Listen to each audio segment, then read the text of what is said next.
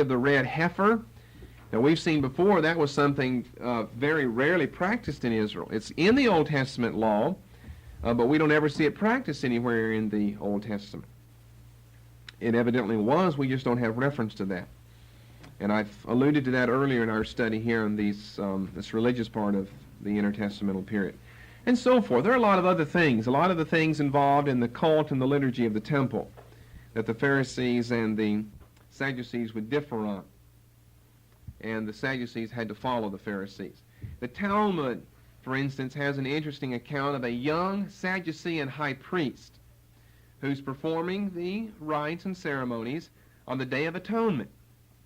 But he's got a little streak of rebellion in him, although he's been trained otherwise, and he is performing these ceremonies according to his party's custom, the Sadducees. Before the people get to him, his father, who is nearby, reprimands him. Whether this story is true, I don't know, but this is what the Talmud said.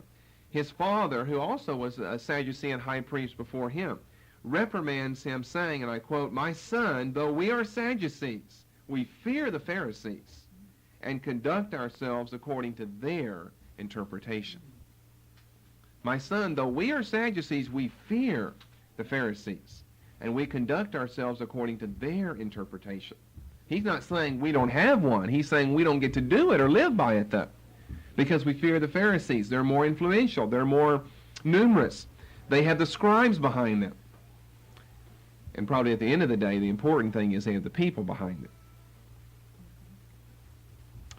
them. The Pharisees are very strict in their observance. Josephus describes them as, I quote, "a body of Jews who profess to be more religious."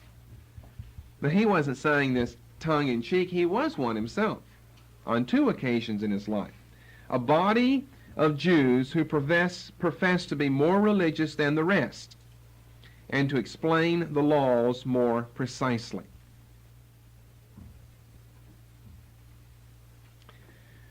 Remember last time we were looking at the origin, the etymology of the term Pharisee. What does it mean, Persianizer? Well, it means a holy one, a separated one. And we see this in their whole life and conduct. Josephus said they are a body of Jews who profess to be more religious than the rest and to explain the laws more precisely. They're descendants of the Hasidim, way back to the days of the Jewish revolt against the Sadducees. And they want to do things precisely, minutely, correctly, according to the Old Testament law. And I think all of this is borne out. It's so interesting that we know this information from other sources, and it's always, if the information is correct from those sources, it's always borne out by the New Testament. In Acts 26:5, we're talking about their strict observance of things. In Acts 26:5, this fact is borne out where Paul calls the Pharisees the strictest sect in all of Israel. Acts 26:5. Now let me start with verse 4.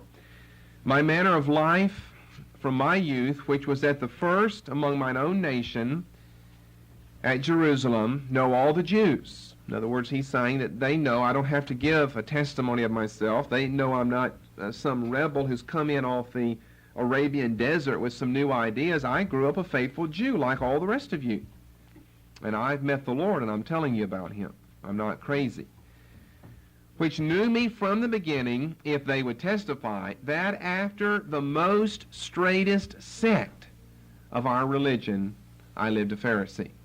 Now what's that verse saying? Well, what that verse is saying is that of all the sects we're going to discuss, of all the religious parties in Judaism, the most strict is the Pharisees.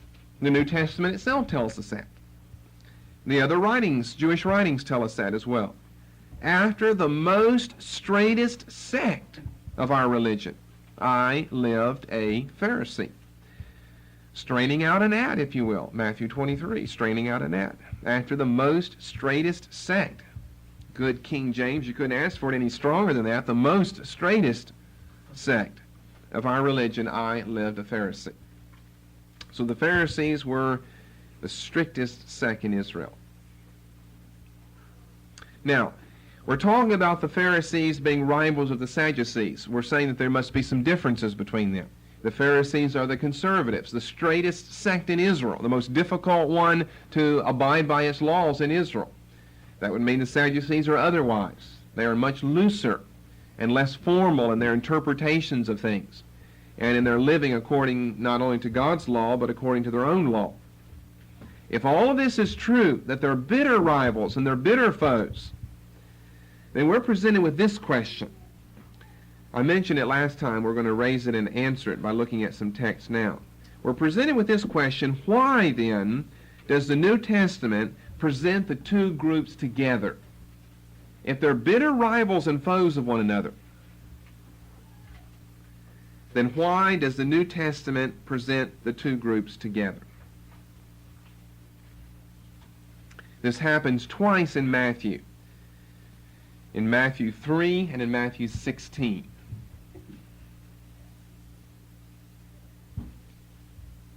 You see, some people, you read the critical scholars, which I don't recommend because they don't do anything for you, contend that the New Testament is an error because it fails to recognize the bitter rivalry between the Pharisees and Sadducees by joining them together, as though they were, well, two groups, but two groups that are in love with one another, at least not at odds with one another.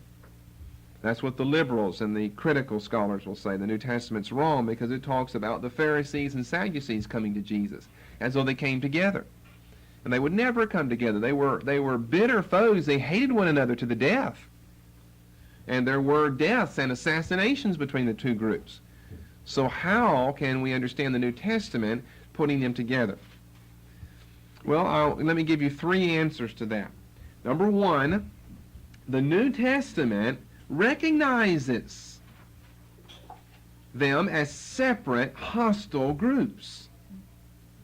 Now, I know we're going to look at Matthew 3 and 16, but before we get to those passages where they're together, let's remind ourselves that the New Testament does recognize what the other Jewish sources will give us, and that is the fact that the Pharisees and Sadducees are separate. They're not in any way related, not in any way.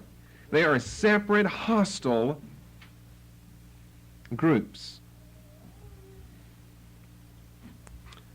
As seen in Matthew, or rather Acts 23,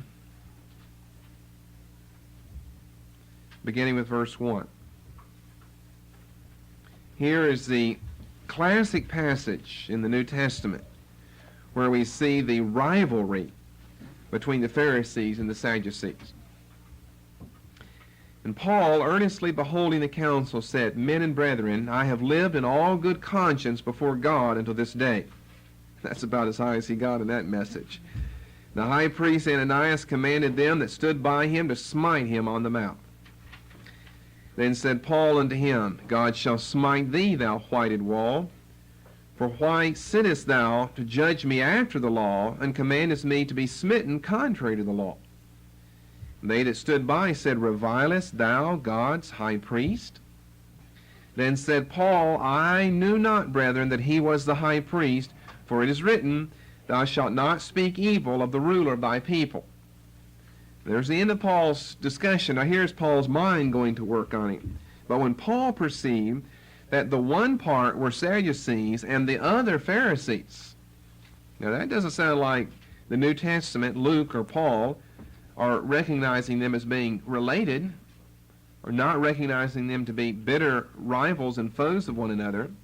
When he perceived that one part was Sadducee and one part Pharisee, he cried out in the council, Men and brethren, I am a Pharisee, the son of a Pharisee, of the hope and resurrection of the dead, I am called in question. And when he had so said, there arose a dissension between the Pharisees and Sadducees, and the multitude was divided. For the Sadducees say that there is no resurrection, neither angel nor spirit, but the Pharisees confess both. There arose a great cry, and the scribes that were of the Pharisees' part arose and strove, saying, We find no evil in this man. But if a spirit or an angel hath spoken to him, let us not fight against God. It's reminiscent of Gamaliel's counsel back in chapter 5. The Pharisees really aren't lovers of the Apostle Paul, that's for sure. But if they can have this as an occasion to get one over on the Sadducees, they're going to take it. That's the whole point here. Do you think the Sadducees agree with all of Paul's ideas and interpretation? No. They agree with him about one thing at this point, and that's the resurrection, the bodily resurrection from the dead. That's enough for them. They're after Paul, but they hate their fellow Jewish group, the Sadducees, more than they hate the Apostle Paul. If they can use this occasion to get at the Sadducees, they'd rather use it and say, well, we're going to let Paul off. We can't find anything wrong with him. Of course, we know Paul doesn't get let off the hook, and that's because the high priest is the one who has control. And he's not a Pharisee, he's a Sadducee. So we know all this, and it helps us interpret these passages better. So I would say that the New Testament's not in error. It recognizes that these are separate hostile groups. Then the critical scholars could say, well, that's Luke. He recognizes that. Matthew is the one who thinks that they are somehow related. No, secondly, Matthew himself seems to recognize a distinction between the two groups. That's Matthew 22, verses 23 and 34.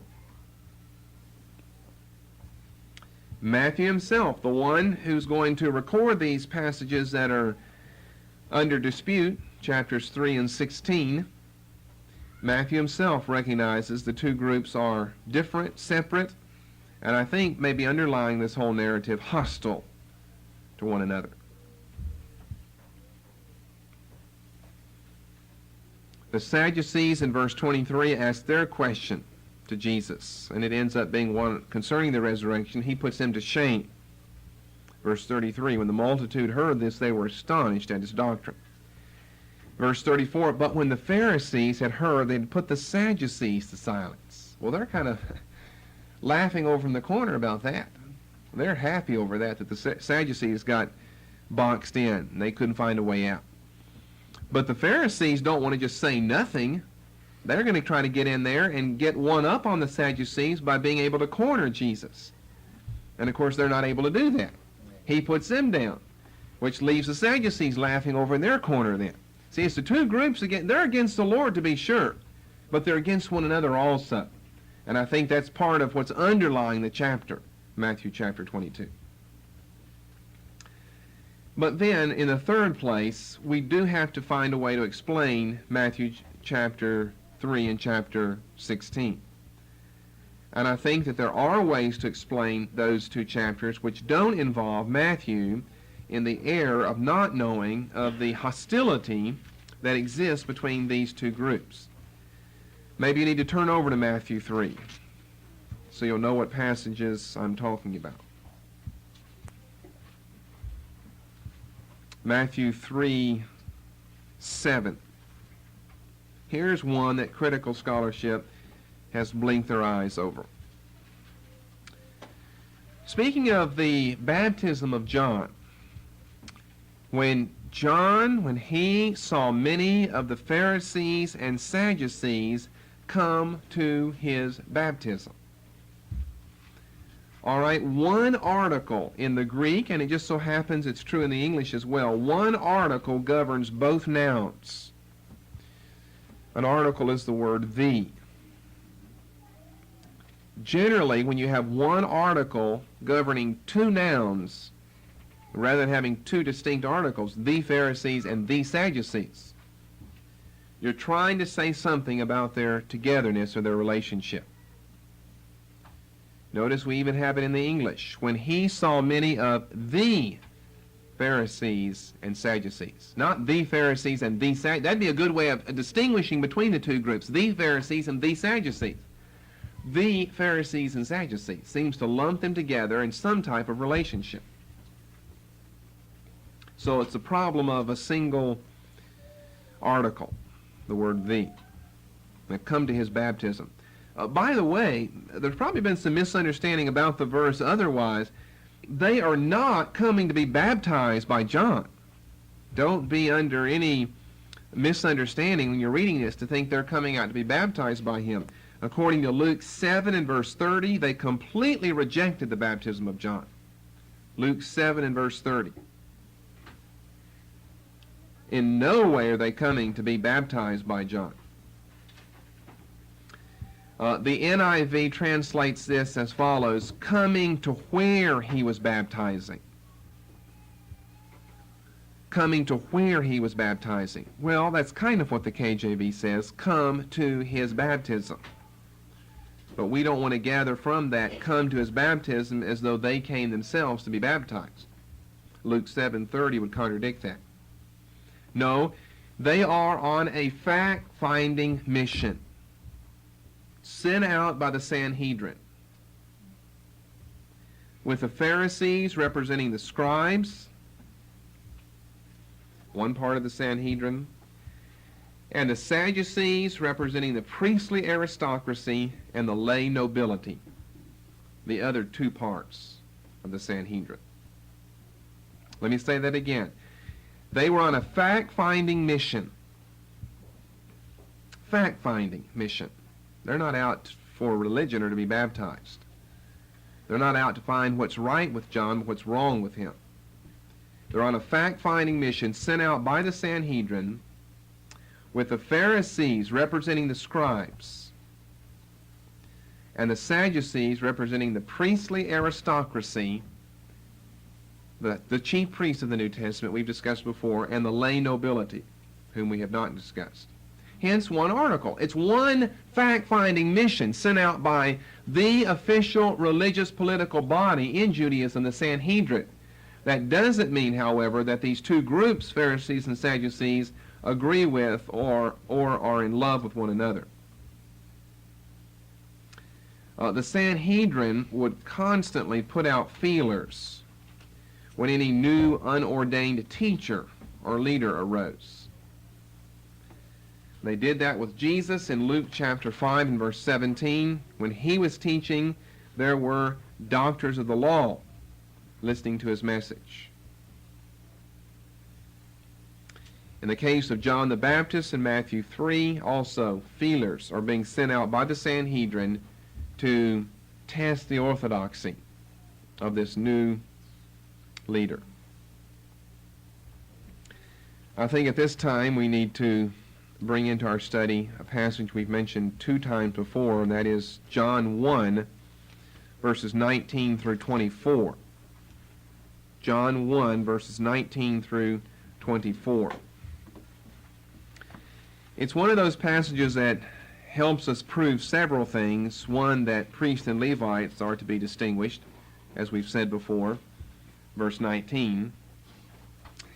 And it also raises a question, maybe more than answering one, as to the relationship of these priests and Levites in verse 19 and the Pharisees in verse 24. Since you may not be really familiar with the passage off the top of your head, let's read this then. This is the record of John when the Jews sent priests and Levites from Jerusalem to ask him, "Who art thou?" And he confessed and denied not, but confessed, "I am not the Christ." And they asked him, "What then? Art thou Elijah?" And he saith, "I am not." "Art thou that prophet?" And he answered, "No." Then said they unto him, "Who art thou? That we may give an answer to them," that is the Jews in verse 19, "that sent us. What sayest thou of thyself?" And he said, "I am the voice of one crying in the wilderness, Make straight the way of the Lord, as said the prophet Isaiah." And they which were sent were of the Pharisees. Well, that's a difficult passage when you, after you've read verse 19, and it ends on this 24th verse, and they which were sent were of the Pharisees. It's difficult to make some sense out of whatever the relationship is supposed to be between priests and Levites in verse 19 and Pharisees in verse 24. So there are different ways you can understand this passage. Let me give you some of the different interpretations of this.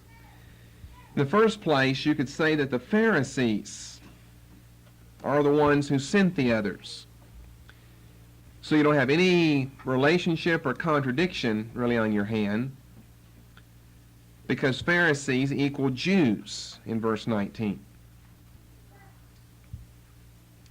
So we'd understand 24 like this: they which were sent were of the Pharisees. Well, it doesn't say they were Pharisees. They were of them. They came of them. In other words, they came from them.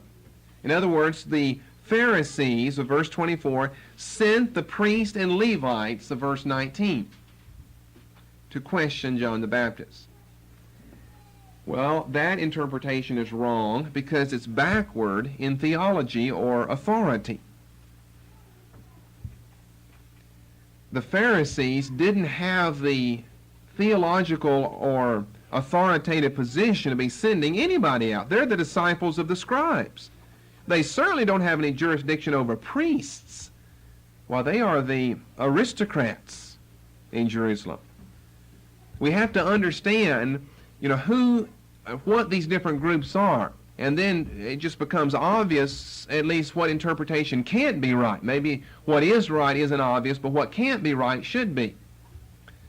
The Pharisees are just the little rabid disciples. That would be like, well, all right, we've said before who the priestly aristocracy would correspond to today, like founding fathers or of religions or trustees of religious institutions and so forth. Those really high up who aren't themselves necessarily trained theologically. All right, then a Pharisee. Who would be that? Oh, a Southern Baptist. I mean a Southern Baptist, a real convert. A Southern Baptist, just a layperson in the church. Most of the Pharisees were laymen. A Southern Baptist layperson commanding the trustee of some seminary to go and, well, no, you've got authority backwards here. You've got the thing completely backwards. So if we understand who the priests are and who the Pharisees are, we won't make the mistake of this false interpretation. Another way of seeing the passage is that, and this is a very common one, verse 24 starts a new section which records a second delegation that was sent out. The priests and Levites were sent out by the Jews to ask their questions. The Pharisees in verse 24 and following, like 25, are another second delegation. Well, I would say that's a possible interpretation. It doesn't appear to be the most likely because the material is all the same and logically follows. Another interpretation is that the delegation sent, the whole delegation, was a Pharisaic delegation.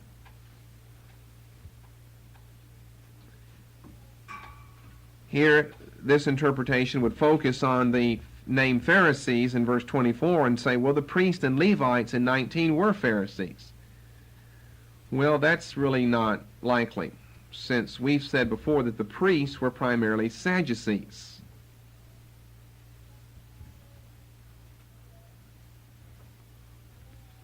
What I think we have, a fourth interpretation, is John's way of saying what we've just read in Matthew. We don't have a 1-2 delegation being sent out, a first and a second. We have one delegation sent out. It is on a fact-finding mission. It is sent out by, quote, the Jews, unquote, i.e., in John's Gospel, the Sanhedrin. In John's Gospel, that little phrase, the Jews, almost always means the Sanhedrin. There are ways we could prove that to you. You might just say, how did you get Sanhedrin? It just says the Jews. Matthew talks about the Jews, and Mark the Jews, and John uses that phrase, the Jews, in a technical sense. Maybe sometime later we'll be able to show you that.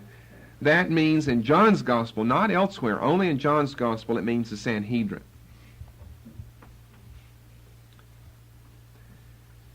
This fact-finding mission, delegation, is comprised of priests,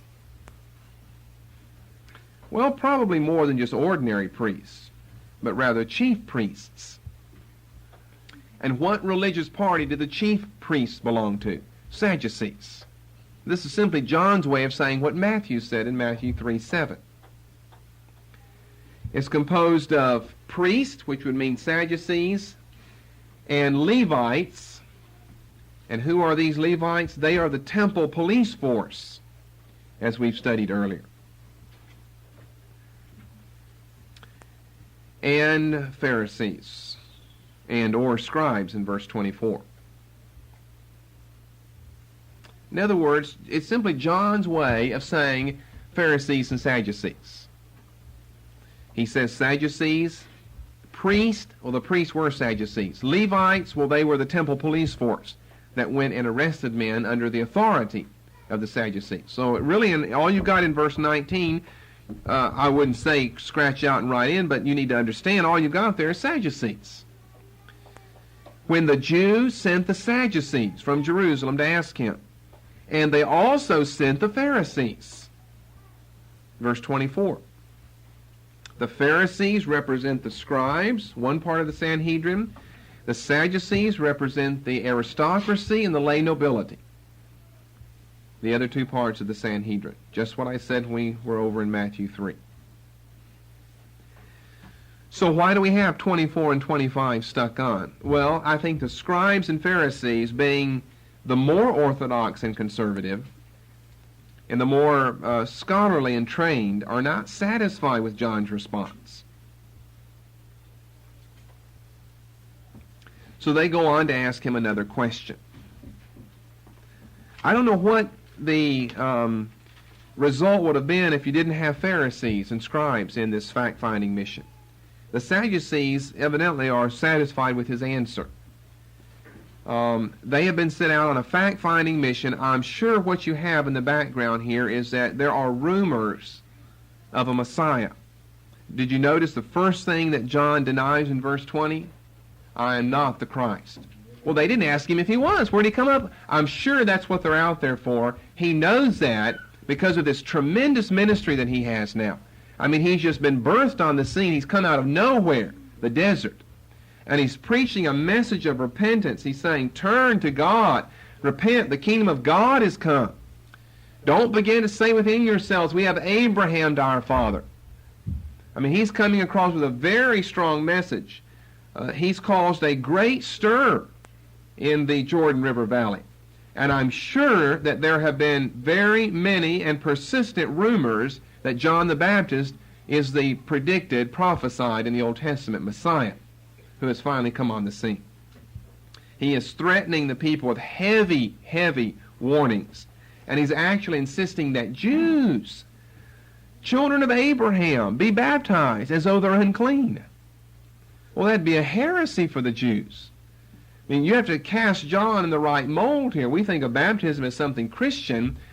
Why, he's saying that Jews, descendants of Abraham, the seed of Abraham, have to be baptized as though they're defiled or unclean. The Sanhedrin has heard about this message that he's preaching out there, and they send the fact-finding mission out to find out whether or not these claims are true.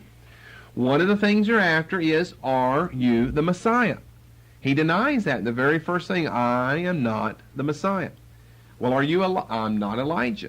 Are you no, I'm not the prophet. Well, then who are you? Well, he quotes the Bible, Isaiah 40. I'm the voice of one crying in the wilderness.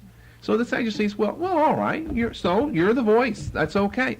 The scribes and the Pharisees are more orthodox, more conservative. They're not satisfied with that answer. So we've got verse 24. They which were sent, we could read, were also of the Pharisees. You've got more people here. And they asked him and said unto him, why baptizest thou then, if thou be not that Christ, nor Elijah, nor the prophet? The Sadducees don't think of that question. To them, it's enough that John is the fulfillment of something said back in Isaiah. But the Pharisees don't like that. They say, well, all right, if you deny those three things, why are you baptizing? In other words, they're wanting to get to this baptism bed because they are the ones so concerned about purity. I said that before. That's one of their chief laws of purity. Well, spiritually speaking, they know the whole nation of Israel is already pure because they've descended from Abraham. So why would you need to baptize? They are the ones concerned about this question of baptism. So with John baptizing, the thought of it all, the presumption of this man, John the Baptist, to be baptizing us, Jews, they're very irate and upset over that. And so they send this fact-finding mission out. Anyway, back to Matthew 3. John's account is similar to Matthew chapter 3. You've just got it written in different words. Really, I think we have the same account in John 1 as we have in Matthew 3. You may never have recognized that because the wording is so different. But John's question then in Matthew 3 and verse 7, who warned you to flee from the wrath to come? That question would be ironic, rhetorical, and sarcastic. They are not coming for his baptism, and he's not assuming that they are. He's not saying, in the positive sense, well, where did you hear the good news about me and you came out here to be baptized? He's saying that sarcastically, ironically, and rhetorically. So who warned you, in other words, with this tone of voice, who warned you to flee from the wrath to come? Well, of course, they say, we're not. No one warned us, and we're not fleeing from anything. We're coming here to check up on you. So it's a sarcastic statement he's making to them. Who warned you to flee from the wrath to come? And, of course, it's given with the purpose of irritating them. They know why they're out there. He knows why they're out there. They're challenging him in his authority, the same way they did the Lord. They're challenging him. So he twists that around on them to say, oh, you've come to be baptized. And they know they haven't. They hate that whenever he says that. Because notice in the next verse there, we don't need to be baptized. We have Abraham to our father. Which is another verse that proves they didn't come out there to be baptized. He's trying to irritate them with his sarcasm. They deserve to have sarcasm irritate them. Oh, you guys heard the good news. I'm the fulfillment of Isaiah 40. You want to be baptized by me. Those guys would like to club him when he says that. So you have to understand how he's reading, how he's saying that very sarcastically and ironically. Who warned you, good guys, to flee from the wrath to come? And then over in Matthew 16, and we'll end with this tonight, Matthew 16 and verse 1. In the better manuscripts, we have again single article, and it reads like this: the Pharisees and Sadducees. The Pharisees and Sadducees. Now, if you have it the way you do in your KJV, then we have no problem. Two articles, especially now with this word also, distinguishes between the two groups then. The scholars would never have a problem with this verse. The Pharisees also with the Sadducees. You're distinguishing between two groups. Well, the better manuscripts don't have those three words, also with the. The better manuscripts have in their place the word and. The Pharisees and Sadducees. So it reads identical to Matthew 3:7. One article governing two nouns. The critics say that implies that because they acted together, they were together. By the way, in verses 6, 11, and 12, you see double nouns, same chapter, double nouns, double articles. Matthew, the New Testament, they're not confused about this. Verses 6, 11, and 12. Double nouns, double articles. Only twice I know of in the New Testament, with Pharisees and Sadducees, you have double nouns, single article. Matthew 3:7, Matthew 16:1. All right, so let's just answer real briefly and quickly how we can explain this then. They say that Matthew's made a mistake. He thinks of these groups as though they're together, or at least they're not hostile to one another, when in fact we know that they are. I think they can be explained very easily. A common enemy often unites two foes. And anyway, they're sent out by the Sanhedrin. They have to obey what the Sanhedrin tells them to do. The only point they agree upon was the fact that Jesus posed a threat to both of their forms of Judaism. That's the only point they agree on, is Jesus must be exterminated. They're not agreeing with each other about or on anything else. Don't you know the old saying that a common enemy unites two foes? You can have two groups that are opposed to one another. You give them a single enemy, and all of a sudden you'll find them together combating an enemy that's more so than either of them could be to the other. It's quite a statement they're making in their joining together about Jesus and his ministry. They recognize him, the Pharisees, as a greater threat to them and their very existence than the Sadducees. The Sadducees recognize Jesus as a greater threat to their existence than the Pharisees to them. Each group recognizes Jesus is the greatest threat possible to the furtherance of our established religion. And so what they desire is to remove him from the scene. And you may just note Luke 23:12. Luke 23:12 as another proof of that truism, a common enemy unites two foes. The same day, Pilate and Herod were made friends together, for before they were at enmity between themselves. You know, it's interesting how the New Testament arranges this. The only way people there ever become friends is when they turn in hatred on the Lord Jesus.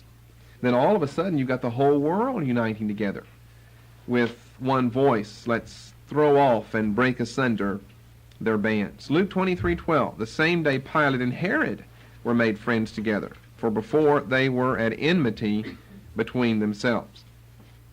Well, I don't think we could really say the Pharisees and Sadducees made friends with one another.